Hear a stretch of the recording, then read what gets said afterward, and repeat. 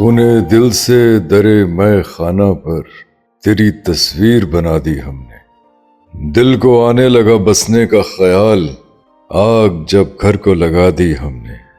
तो खुद को तारीख से काटने के बाद हम कार्टून से बन गए हैं। कुछ ऐसा लगता है जैसे कोई यक खुलवी जानवर है, यक खुलवी जरसूमे हैं हम।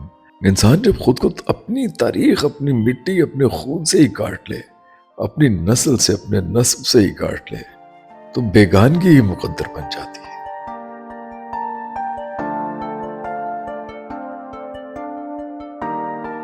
नीचे साहब, हम पहुंचे हैं भाटी गेट में फकीर खाना हवेली में, जो फकीर खाना म्यूजियम भी कहलाता है। फकीर खानदान को कौन नहीं जानता। लाहौर का एक बहुत ही मुतमव्वल खानदान जो सोशल वर्क के लिए मशहूर, जो महाराजा रंजीत सिंह के बहुत करीबी साथियों में, लाहौर को बचाने वाले, लाहौर को चलाने वाले, लाहौर के इंतजामी उमूर देखने वाले, लाहौर उस जमाने में लाहौर की फॉरेन पॉलिसी देखने वाले, अंग्रेजों से मामला करना हो तो फकीर खानदान, इंसाफ, कानून, महाराजा को मशवरे देने हो तो फकीर खानदान, अगर कहीं मजहबी मामलात निपटाने हो तो फकीर खानदान, समाजी खिदमत के इदारे कायम करने हो, तालीमी इदारे कायम करने हो, फकीर खानदान हमेशा से पेश पेश रहा है।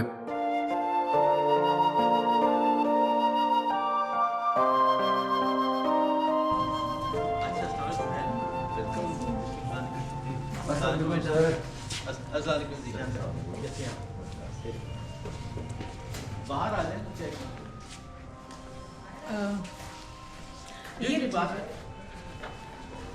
ये रख लीजिए।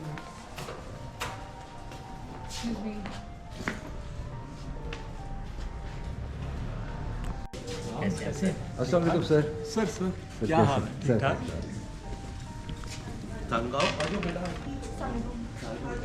My daughter is, अच्छा माशाल्लाह। she is Elena Slahuddin, she is Elisa, and she is Elena. Hi.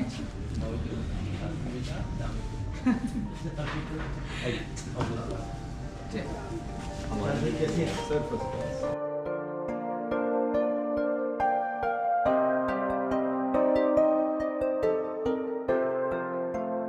हम मिलने आए हैं फ़कीर सैफुद्दीन साहब से। फ़कीर सैफुद्दीन एक मुअर्रिख हैं, राइटर हैं, फ़कीर ख़ानदान के चश्मा चराग हैं। बहुत से हवाले हैं सैफुद्दीन साहब के।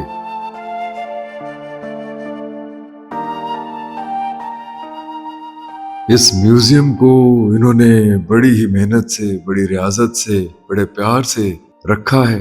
एक एक ऑब्जेक्ट, एक एक मिनिएचर आर्ट, एक एक मुजस्समा, एक एक तलवार, ऑब्जेक्ट्स, छोटे से छोटा ऑब्जेक्ट हो, बड़े से बड़ा ऑब्जेक्ट, महाराजा रंजीत सिंह के इस्तेमाल की चीजों से लेके उनकी डायरी, उनके फरमूदात, और क्या है जो यहाँ मौजूद नहीं।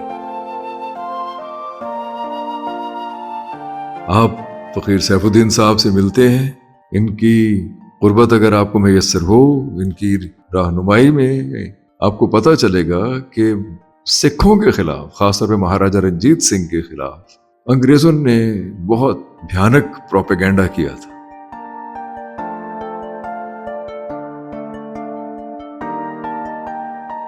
मैं, बड़ी छोटी सी बात है, मुझे बचपन से पता था कि मेरे बुजुर्ग महाराजा रंजीत सिंह के वजीर थे। तो एक दफ़ा मैं अपने स्कूल के साथ लाहौर कला के पिकनिक पे गया, तो नौलखा पवेलियन के साथ एक बोर्ड लगा हुआ था कि महाराजा रंजीत सिंह ने के दौर में यहाँ से कीमती पत्थर उतारे गए। अच्छा, ज़रा सुनने वाली बात। तो मैं जब वापस आया मैं अपने वालिद साहब से पूछा कि हम अपने वालिद को आगा जी कहते थे, कि आगा जी ये कैसा बादशाह था जो अपने घर से ही कीमती पत्थर उतार उतार के बेचता था? कहता क्या मतलब? मैं कहा जी वहाँ पे ये मैंने प्लाग पढ़ा है, इट्स रिटन लाइक दिस। तो वो मुस्कुराए। मैं कहा बेटा तुम पहले महाराजा रंजीत सिंह को पढ़ लो। तो उन्होंने एक छोटा सा किताबचा महाराजा रंजीत सिंह पे मुझे दिया, जो गुरमुखी से उर्दू में ट्रांसलेट हुआ था।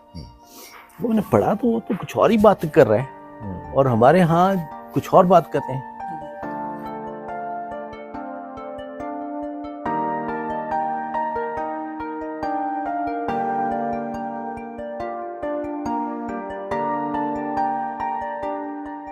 लाहौर पर अफगानों के हमले और अफगानों की जोर जबरदस्ती बड़ी पुरानी बात है।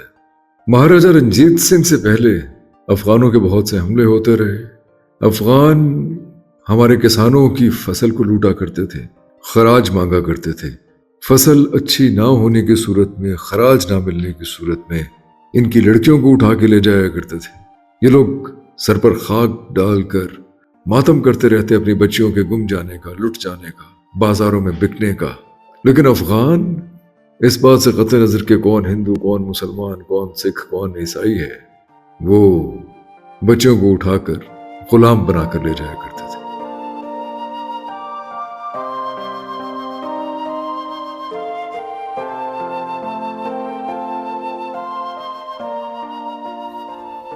ये जब सर्दियों में आके हमारी फसल काटते थे, ये हमारी छोटी छोटी बच्चियों को अगवा करके ले जाते थे साथ, बांदी बना के, और ये उज़र ये पेश करते थे कि इस बार तुम्हारी फसल अच्छी नहीं हुई, मुझे तो नुकसान हो गया तुम्हारे पास आने का, लिहाजा इन लड़कियों को मैं बेचूंगा काबुल के बाज़ारों में और अपना पैसा वसूल करूंगा।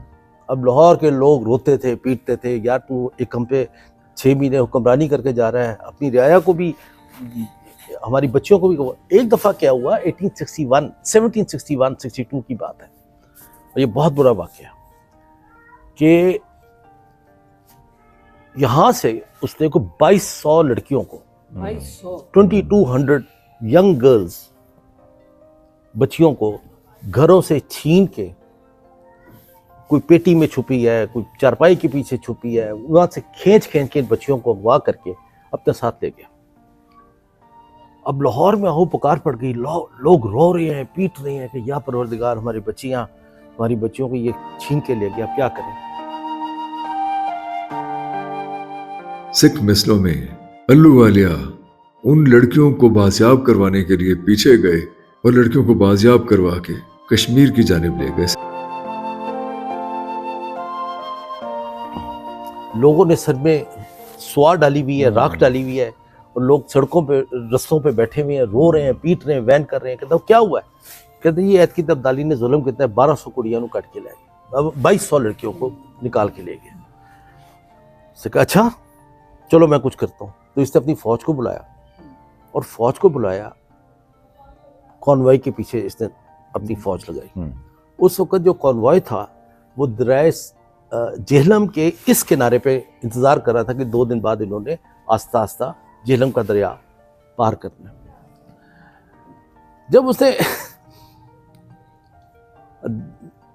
इसने अपनी फौज को रात को अटैक कराया अफगानियों की फौज पे, और तमाम 2200 लड़कियों को रेस्क्यू किया और अपने सिपाहियों के साथ घोड़ों पे बिठाया और वापस गुजरात की तरफ आया।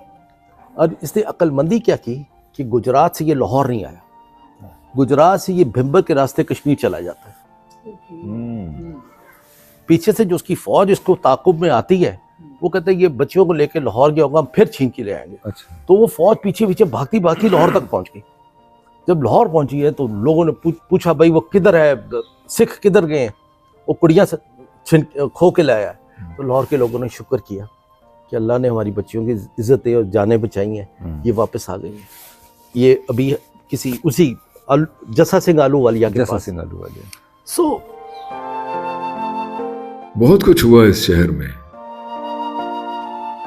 इन अफगानियों को तो बड़ा गुस्सा चढ़ा इस बात पे कि ये हमारा माल छीन के ले गए सिख। तो अहमद शाह अब्दाली ने कहा चलो यहाँ से मुड़ो वापस, और इन सिखों को, उन्होंने कहा हजूर आगे 6 महीने गुजर गए, पीछे पता नहीं हमारे मुल्क का क्या हाल है, इन सिखों ने कहाँ जाना है, तो अगले साल आके इन सिखों को सीधा करते हैं। चला गया। अगले साल जब वह आता है तो he didn't stop at Lahore, he went straight away to Amritsar. तारीख हमें बताती है कि अमृतसर के अंदर अमृतसर के गिरदोनवा में इसकी जंगें होती हैं, और वहाँ पे बड़े सिख काम आते हैं। उनमें से एक बड़े जंगजू सिख का नाम है, उसका नाम है बघेल सिंह, वो भी उसमें शहीद होता है। बड़ा ये अब अमृतसर में वही मैसेकर करता है जो 1739 में नादिर शाह दुरानी ने दिल्ली में मैसेकर किया था।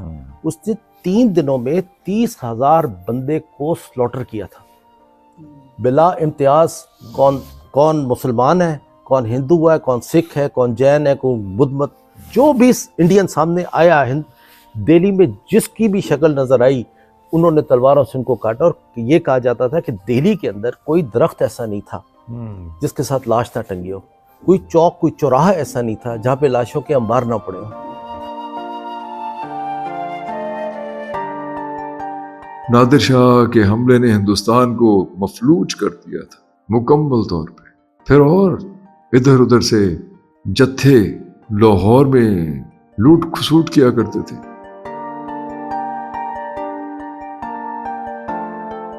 इसकी करनाल में जंग हुई, लाहौर को इसने जब लूटा, अब्दुल समद खान ने कहा कि जी हम आप खैरियत से आ गए यहाँ पे? कहते अब तुम्हारी गर्दनें मारने आए। हमारी गर्दन कैसे बचेगी? कि जी मुझे पैसा दो। उससे इतना पैसा मांगा कि सरकार के पास तो देने को था नहीं, और दिल्ली से कोई उम्मीद ही नहीं थी कि हमारी जान बख्शी करा सके इसके पैसे दे के। इसकी आंखों में तो खून उतरा हुआ था, और ये तो कहता है हम तुम्हें कत्ल करेंगे, और हम मासूम है, हमें कत्ल करके इसको क्या मिलेगा? हम अपनी जानें कैसे बचाएं? पैसे से। अब पैसा तो सरकार। फिर उसने सारे शहर लाहौर के लोगों को इकट्ठा किया और उस अपील की कि अपने बच्चों को यतीम होने से बचाओ, अपने बच्चों को यतीम होने से बचाओ, और किसी तरह से तुम्हारे घरों में जो कुछ मौजूद है सब ले आओ। तो आप यकीन करें कि सब ने अपने घरों के तमाम सामान, किसी में थोड़ा सा सोना होगा, किसी में चांदी होगी, कोई पीतल होगा, कोई तांबा होगा, कोई बर्तन होंगे, चारपाइयाँ होंगी, मुर्गी होगी, बकरियाँ होंगी, कोई किसी गधा होगा, वो सब कुछ अपने घर का सारा सामान उसको हूंज के दिया, और वो सामान को देख के सेटिस्फाइड ना हुआ। अच्छा ठीक है।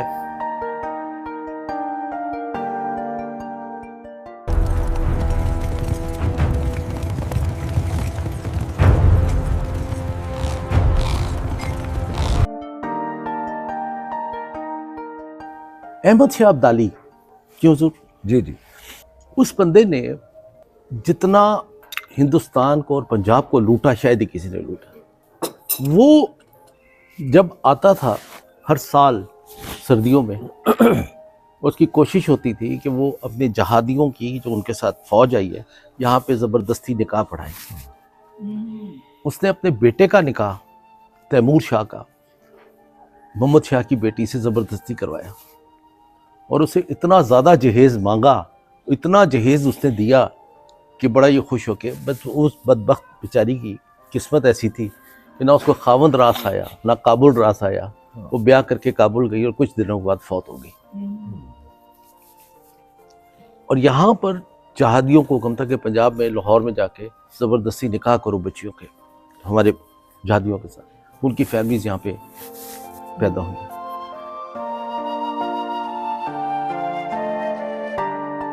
ये वो दौर था जब मिसलें यानी सिख मिसलें अपनी अजारादारी कायम किए हुए थी। उनकी अलहदा से दस्तराजी हुआ करती थी, जोर ज़बरदस्ती थी। मिसलें अपने अपने इलाकों में, दुआबे के इलाकों में कायम थी, उनकी अपनी लड़ाइयाँ थीं। 1860s के बाद सिखों ने भी लाहौर पे कब्जा कर लिया। 1860 मिसलें थी 1760 के बाद, मिसलें 1760 के बाद। तो ये एक भंगी मिसल थी जिनका हेडक्वार्टर तो गुजरात था, मगर वो अमृतसर के पास उनका बहुत बड़ा इलाका, इस पे भी काबिज थे और यहाँ पे भी रूल करते थे। ठीक है। उनकी जंग हो गई गुजरावाला के चट्ठों के साथ, गुजरात वालों की जी। मिसल की जंग हो गई। तो हशमत खान चट्ठा के बाप से जंग हुई, तो उनको ये सपोर्ट करते होते थे चट्ठे अहमद शाह अब्दाली को। तो अहमद शाह अब्दाली ने उनको एक तोप दे दी थी, जो अब्दाली की तोप थी, फिर चट्ठियों की तोप कहलाई, चट्ठियाँ वाली तोप कहलाई। फिर जब भंगी वो जंग जीते हैं, उनके हाथ वो तोप आ गई। अब वो उस तोप के साथ करते क्या थे, वो तोप को घसीटते थे घोड़े खच्चरों के साथ, और शहर बदबर शहर ले जाते थे। आप समझे कि सियालकोट ले गए, तो सियालकोट के किला के सामने खड़ी कर दी कि हमें पैसा दो, नहीं तो तुम्हारा शहर उड़ा देंगे। वो सियालकोट वाले पैसे दे के जान बचाते थे। वो वहाँ से लेके कभी वजीराबाद चले गए, कभी शेखुपुरा चले गए, कभी कसूर चले गए, फिर एक दिन वो लाहौर आ गए, वो फिरती रहती थी तो। फिरती फिर अमृतसर खड़ी हो गई जाके। फिर अमृतसर भी गई, वो भंगी सरदार वहाँ से वापस लाहौर चलो। लाहौर आए तो लाहौर के सामने तोप खड़ी कर दी, लाहौर के लोगों के तो हमें पैसा दो, लाहौर के लोगों ने माफ़ी हमें दे दो। नादिर शाह दुरानी ने हमें लूट के ले गया, हमारे घरों की सफाई करके ले गया, हमने अपना सारा कुछ ज़िंदगी की जमा पूंजी दे दी है, तुम्हारे घरों की तलाशी ले लो, हमारे पास तो कुछ नहीं है। तो उसने अच्छा ठीक है, फिर वो 6 महीने के लिए गया, तुम 6 महीने हम तुम पे रूल करेंगे।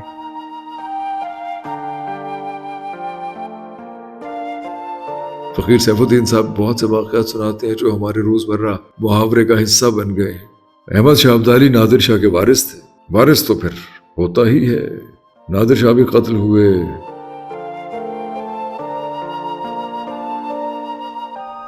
इसकी लाहौर मरने की इत्तला पहुंची कुछ अरसे के बाद। लाहौर में और दिल्ली में चिरागा किया गया, खुशी बनाई गई कि ये बड़ा जालिम और फासिक आदमी था, इसने इतना जुल्म किया था। इसकी एक आदत थी, इसके मरने का 2 अकाउंट्स लिखे गए हैं, कई थीसिस हुए इस पे, मेरे पास एक थीसिस है जिसमें 2 अकाउंट्स लिखे गए हैं कि ये दिमागी बीमारी से मरा। ये सैडिस्ट आदमी था। ये करता क्या था कि हर रोज़ अपने सिपाहियों को कहता था कि जाओ जेल, हवालात से, जेल से कैदी निकाल के लाओ। ये 15-20 कैदी को खींच के ले जाते थे, ये उनको कोड़े मारना शुरू कर देता। अनटिल वो मर नहीं जाते थे या अदमुए नहीं हो जाते, ये छोड़ता नहीं था, या जब ये थक जाता था ये छोड़ देता। कहते ये इसको मेंटल इलनेस थी। Must be. और फिर कहते हैं कि किसी ने इसको जहर दे दिया। बहरहाल जब हमें इतला मिली है यहाँ पे लाहौर के लोगों को, तो लाहौर के लोगों ने शुक्र का कलमा पढ़ा कि या अल्लाह तेरा शुक्र है, एक जालिम और फासिक से हमारी जान छूटी।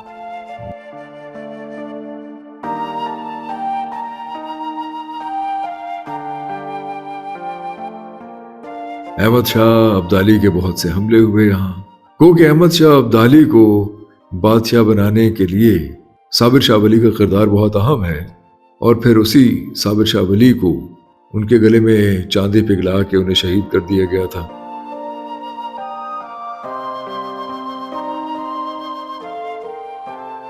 जिसके साथ ये आया तो लाजमी इसकी मुलाकात हुई होगी, वो बहुत बड़े औलिया थे यहाँ पे, जी जी। तो उन्होंने दुआ शुआ हमसे करवाई होगी, आ, कहता अल्लाह करे, उन्होंने दुआ कर दी होगी तो अल्लाह करे तू बादशाह बन जा। तो वो फिर वो उनकी दुआ शायद कबूल हो गई। तो यहाँ पे यही बात मशहूर हो गई कि साबिर शाह वली की दुआ से ये बादशाह बने। तो बाद में फिर उनको शहीद किया गया था, उनके साथ जुल्म किया गया था। ये बात दुरुस्त है, ये तारीख का हिस्सा है। आप फ़कीर सैफुद्दीन साहब की बातें सुन रहे हैं।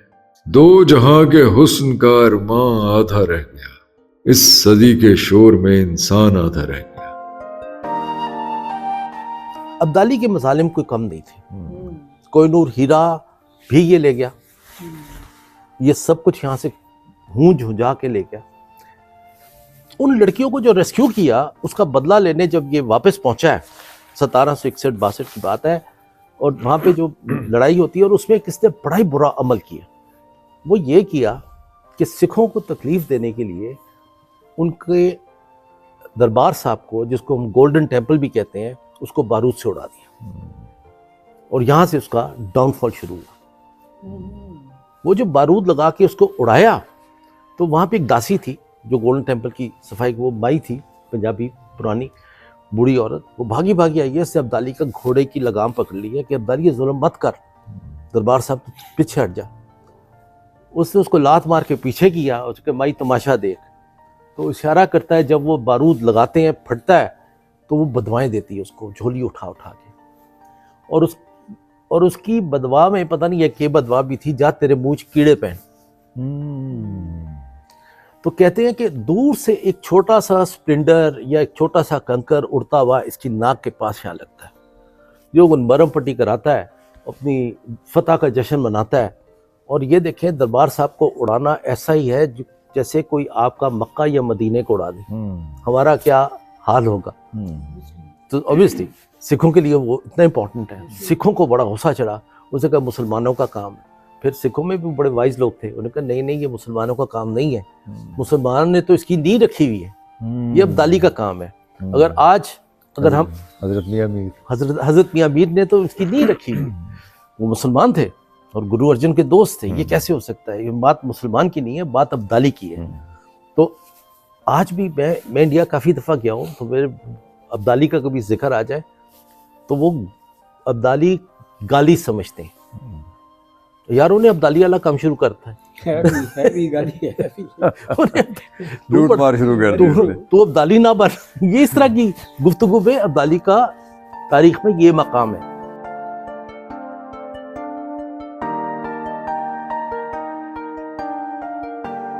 अहमद शाह अब्दाली एक बहुत ही मोहलक बीमारी का शिकार हुए। अहमद शाह अब्दाली के लिए कहा जाता है कि एक सिख औरत की बद्दुआ लगी उन्हें, क्योंकि उन्होंने सिख गुरुद्वारे पे हमला किया था और उस औरत ने बहुत वास्ते दिए कि हमला मत करो। और फिर जैसे कि फ़कीर सैफुद्दीन साहब फरमा रहे हैं कि उस औरत की बद्दुआ थी कि जा तेरे मुंह में कीड़े पड़े।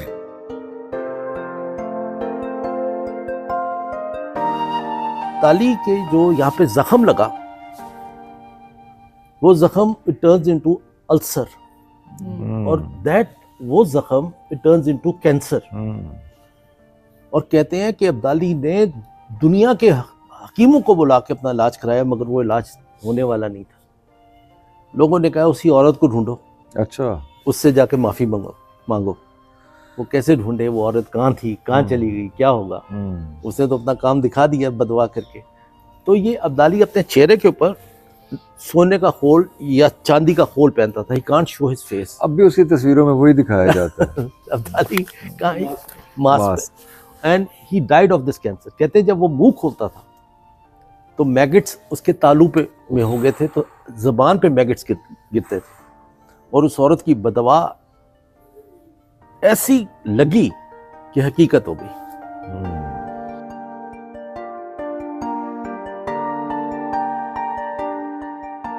ये सारी तारीख है, सारी बातें हैं। कल मैं इन्हीं रस्तों से गुजरा तो बहुत रोया, सोची हुई बातों को सोचा तो बहुत रोया। दिल मेरा हर एक शय को आईना समझता है, ढलते हुए सूरज को देखा तो बहुत रोया। जो शख्स ना रोया था तपती हुई राहों में, दीवार के साए में बैठा तो बहुत रोया। आसान तो नहीं अपनी हस्ती से गुजर जाना, उतरा जो समंदर में दरिया तो बहुत रोया। जिस मौज से उभरा था उस मौज पे क्या गुजरी, सहरा में वो बादल का टुकड़ा तो बहुत रोया। हम तेरी तबीयत को खुर्शीद नहीं समझे, पत्थर नजर आता था, रोया तो बहुत रोया। क्या कहने, ये जनाब डॉक्टर खुर्शीद रिजवी साहब हैं, बहुत पाए के शायर हैं, पाए के हिस्टोरियन हैं और बहुत बड़े क्रिटिक हैं। क्या कहने, बहुत उम्दा।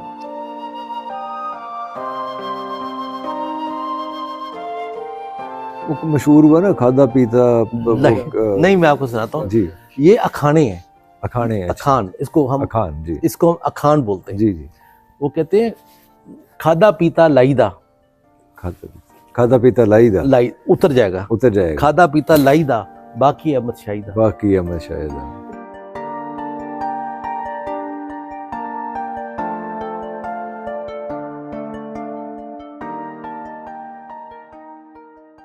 मेरा ख्याल है कि हमें ऊपर जाना चाहिए, ऊपर चलते हैं।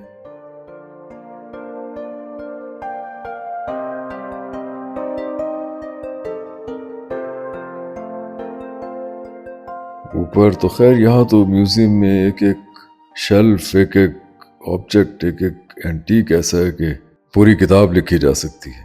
मंजिलें रास्ता बन जाती हैं, ढूंढने वालों ने देखा होगा। बाकी सिद्दीकी याद आ रहे हैं। दरअसल मेरे पास कहने को बहुत कुछ है, लेकिन जब फ़कीर सैफुद्दीन साहब खुद मशअले राह बने हुए हैं, खुद रहनुमाई फरमा रहे हैं, तो मेरा तारीख बताना सूरज को चिराग दिखाने के मुतरादिफ होगा। मैं शेर ही पढ़ता हूँ, शेर पे ही इक्तफा करता हूँ। फ़कीर साहब की क़ुर्बत, फ़कीर साहब का साथ कभी कभी तो मैसर होता है।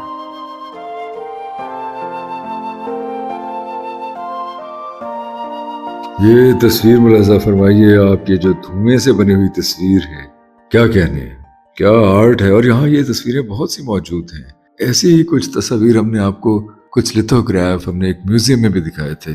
क्या कहने, क्या नक्श है। आईना अब जुदा नहीं करता, कैद में हूँ रिहा नहीं करता। मुस्तकिल सब्र में है कोहे गरा, नक्शे इबरत सदा नहीं करता। रंग महफिल बदलता रहता है, रंग कोई वफा नहीं करता।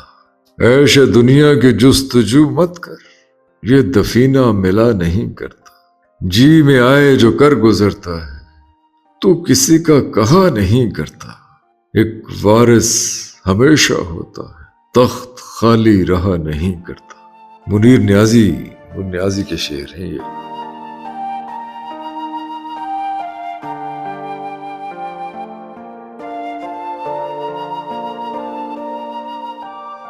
Then they burn an oil lamp, okay they put the paper on it, ठीक है उसको सारा काला किया और सिर्फ कॉटन बर्ड से कालक होता है। And they made the painting out of it हाँ, they made the painting. तुम्हारे It's not a pencil work, it's not a brush work even. And likewise ये भी साथ वाली भी ऐसी है नहीं, ये तो पेंसिल वर्क है, वो carbon okay okay Carbon work. सही है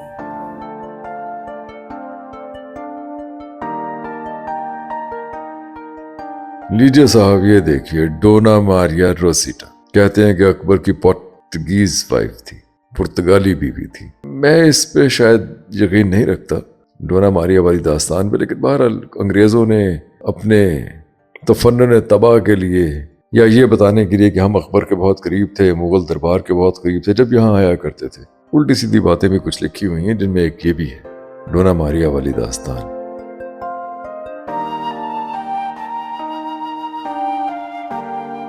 Her name was Mary, okay Maria basically. Spain में मैरी को मारिया कहते हैं।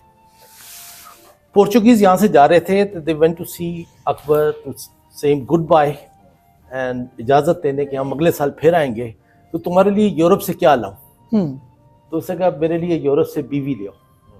So it was a very uphill task. और हमारे तरह थोड़ी है कि भाई तू ना ब्याह कर ले, वो जब तक खातून राजी ना हो तो बात ही नहीं चल सकती। ऐसी है सो उस जमाने में औरतें बाजारों में भी बिकती थी, तो ऐसी औरत ला नहीं सकते थे, इनको ब्लू ब्लडेड वाइफ चाहिए थी। पता करते करते करते किसी ने इनको बताया पोर्चुगीज को कि यार स्पेन में फलानी जगह पे फलाने शहर में एक स्पेशल फैसिलिटी में ये खातून लड़की रहती है, वालदैन फौत हो गए हैं और उसके घर को गवर्नमेंट टेक केयर करती है, उसकी जायदाद को भी। उस लड़की से बात कर, अगर वो राजी हो जाए, है ब्लू ब्लडेड फैमिली। जब पोर्चुगीज़ उनसे मिले हैं तो उन्होंने कहा जी हम तुझे इंडिया ले जाना चाहते हैं और तेरी शादी इंडिया के बादशाह से कराना चाहते हैं। वो कहते हैं तेरा दिमाग ख़राब है, मैं क्यों शादी करूँगी और किसी अनजान से, किस बादशाह से? कहता तो एक दफ़ा हमारे साथ चल, इस शर्त पे चल, अगर तुझे बादशाह पसंद ना आया तो इससे शादी ना करना, पर हमारा जाना, हमारी सारी ट्रेड रुक जाएगी अगर हमने अपना वादा पूरा ना किया। वो इस शर्त पे हिंदुस्तान आ गई और उन दिनों ये फतेहपुर सिकरी में था अकबर। I went there. तो फतेहपुर सिकरी में अकबर को बताया गया कि इस तरह ये खातून आई हैं और इस शर्त पे आई हैं कि अगर उनको ये पसंद आ पाएंगे तो आप शादी करेंगे। कहता है ये जायज़ बात है। तो उसने उसकी बड़ी भगत की, बड़ा सोना जायदाद जेवरे कपड़ा लत्ता और खादमाएँ लगा दी उसके ऊपर। वो उसका दिल आ गया, कहते चलो मैं कर लेती शादी। डोना मारिया रोजिटा की कहानी और अकबर बादशाह के साथ शादी कुछ मौरखीन ये मानते हैं, लेकिन ज्यादातर मौरखीन मानते नहीं। बहरहाल यहाँ तो ये तस्वीर है, ये मिनिएचर आर्ट है डोना मारिया का। Mary lived a short life. अच्छा, history is total silent about it. What happened to her or how did she passed away? So, you know what happened? She died here in Lahore. कैसे मरी, क्या हुआ इसके साथ, मदफून का पता है। अच्छा, तो मैरी, लाहौर फोर्ट का जो मेन डोर होता था अकबर के दौर में, वो अकबरी दरवाजा कहलाया। उसके सामने नहायत ही खूबसूरत बाग था, जो गंदी सी मार्केट में, जो गंदी ड्रीमों की मार्केट बनी। उस बाग के बीचों बीच में वो दफनाई गई। और अकबर ने एक मस्जिद बनवाई, उसके गिर्द मस्जिद मरियम ज़मानी। ओके, मरियम जमान देखो यार।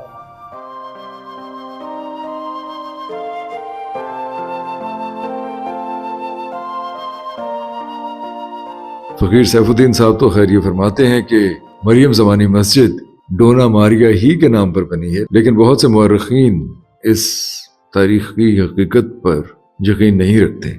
उनका कहना यह है कि मरियम ज़मानी मस्जिद दरअसल हरका बाई के नाम पे बनी है, जो कि एक राजपूत मलिका थी अकबर की, और जिन्होंने अपना मजहब नहीं बदला था, और ये वादा लिया था उन्होंने बादशाह अकबर से कि वो अपना मजहब नहीं बदलेंगी। जबकि डोना मारिया के बारे में ये कहा जाता है कि ये पोर्चुगीज खातून थी और अकबर का इन पे दिल आ गया। अकबर ने बहुत जतन किए, अकबर ने बहुत सी मराहत भी दी पोर्चुगीजियों को इनके लिए, लेकिन बहरहाल ये तारीख है, सच्ची है झूठी है, मैं कुछ ज्यादा कह नहीं सकता इस बारे में।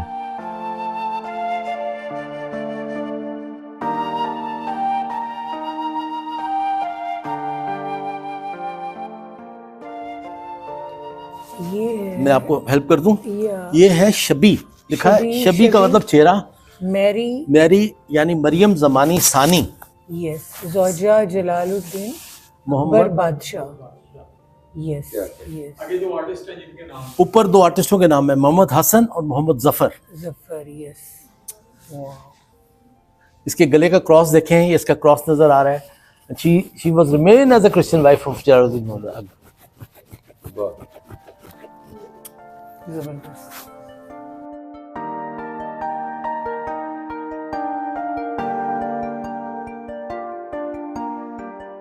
तेरी हर बात पे चुप रहते हैं हम सब पत्थर भी, कोई क्या होगा। अभी दिल पर हैं जहां की नजरें, आईना और भी धुंधला होगा। राज़े सर बस्ता है महफिल तेरी, जो समझ लेगा वो तन्हा होगा।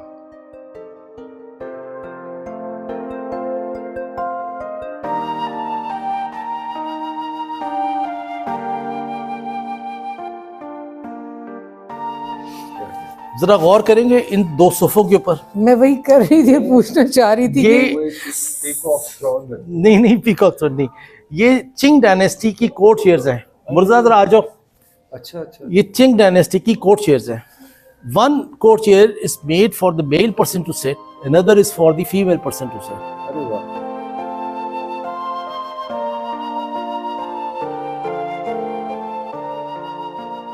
देख रहे हैं आप कि कैसी कुर्सियां हैं, ये कैसी जबरदस्त कुर्सियां हैं। इस पे बैठने का अंदाज ही ऐसा होता है जैसे आप कोई बादशाह है।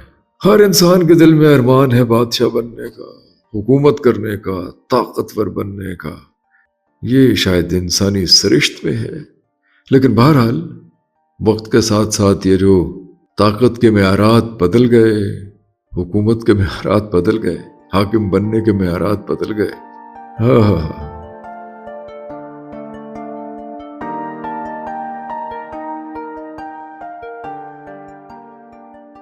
जरा आप पीछे होके बैठे, हाथ अपना बादशाहों की तरह पीछे रखें, ये, और गर्दन सीधी कीजिए। This is the way to sit. Now you can we can feel his chest is coming out and that is the other way round. जरा निकाल लो, कोई आजिज़ी से बाहर भी आ जाए तो। वो यूं बैठा हुआ है इसके।